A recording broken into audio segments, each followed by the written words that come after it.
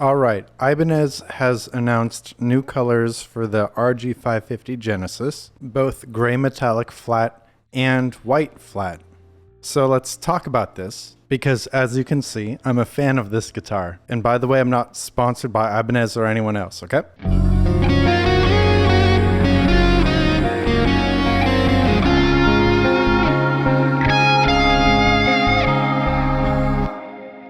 So it's great to see this model of guitar get some attention. You've got the same basswood body, the same specs, the same neck dimensions, the same pickups. And to me, this is a neutral to good thing. I do like this guitar a whole lot. I have made a lot of videos about the RG550 Genesis. I've outlined my experience and what's good about this model of guitar. And so I think the addition of these colors is really cool. I am pretty sure these colors did exist in the past, like in the 90s or the late 80s. And well, of course, you can see I'm a fan of these kind of neon dayglow colors. Sometimes I think about, okay, if I could get a custom guitar, what color would it be? And probably Desert Sun Yellow, maybe, I don't know.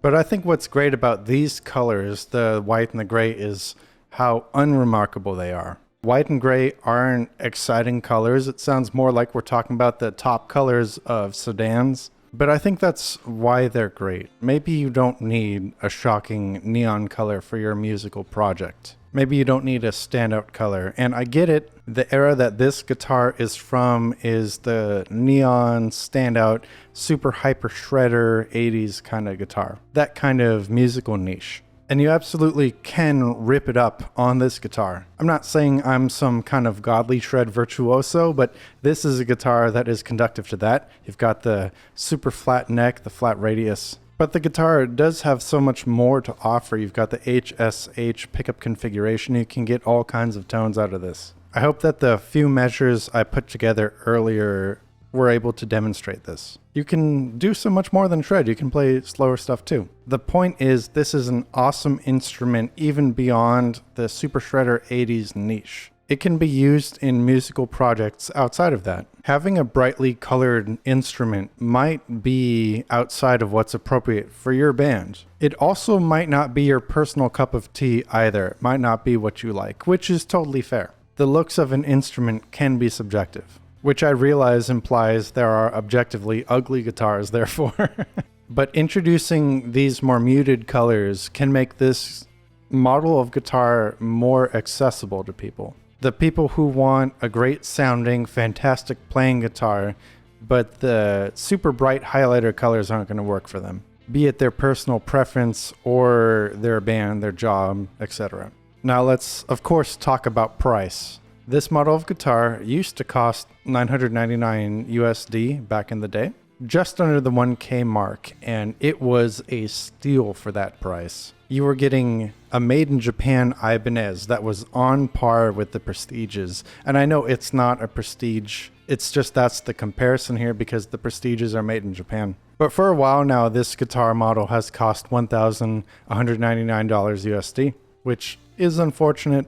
That doesn't make this guitar any worse than what it was. You're not getting ripped off here. Unless they completely decide to give up on the quality control and the build quality, which, you know, in a cosmic sense isn't impossible. I think that's super unlikely, but it would be a radical shift if all of a sudden this model of guitar was terrible. From my experience, these guitars have been really good. So I'm not saying I'm an economics or logistics expert by any means. Of course, I want the price to go back to what it was. You are still getting an insane guitar for the money. If you're okay with having a floating bridge, like you don't have to change guitar tunings a lot and stuff, then this could be an only guitar. And I'm not knocking the Edge bridge by any means. It's a fantastic bridge. I happen to have mine blocked just because that's my personal preference. I could easily reverse this by taking out the pieces of wood I put in there. No damage to the guitar at all. If this guitar cost more than the higher priced Prestiges, like the ones with the stainless steel frets, then it would be really hard to justify the RG550 Genesis unless you were a super dedicated collector. And I'm not saying that stainless steel frets are better or worse than the nickel silver on the RG550 Genesis. Fretwire material is a conversation for a different video. But guitars at the price point that includes stainless steel frets. I've noticed they put a bit of extra TLC into. The build quality is a little, just slightly better. They put more of the prestige coating, whatever it is, on the neck. Not that that's a huge issue. You can apply your own coating by playing the guitar for a month or two straight, use it to record a song or two. You'll get the same feeling, or a more, similar feeling. But yeah, the necks on the Genesis feel more untreated in comparison. It feels more like raw maple in a way. And maybe you prefer that.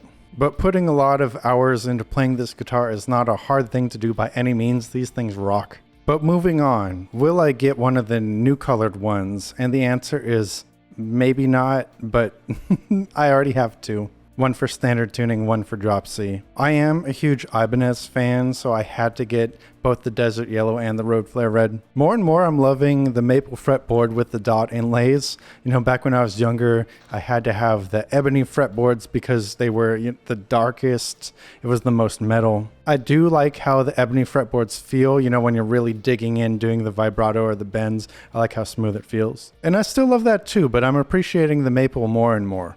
And I can play guitars that don't have any inlays on them. Just at the end of the day when I'm mentally exhausted, I do appreciate that there's some inlay there. Perhaps you can relate. But overall, the guitar is a solid package. If the colors were holding you back until now, and now with the release of the gray and the white, you're considering it, it's good. The playability is top tier, fantastic. The pickups get the job done. They're not going to go toe to toe with the most expensive boutique bare knuckles, for example.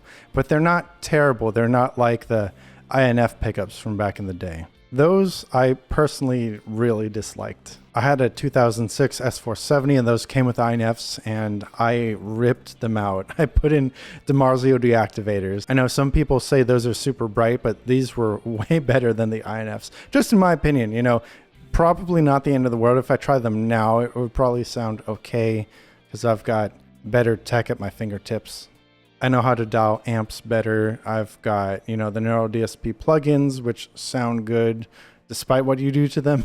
But the pickups that come with the 550 Genesis, they do get the job done. And I've gotten good results with them. For example, my cover of Dragon Roost Island was with the Road Flare Red. RG550, I have the Genesis. Shameless plug.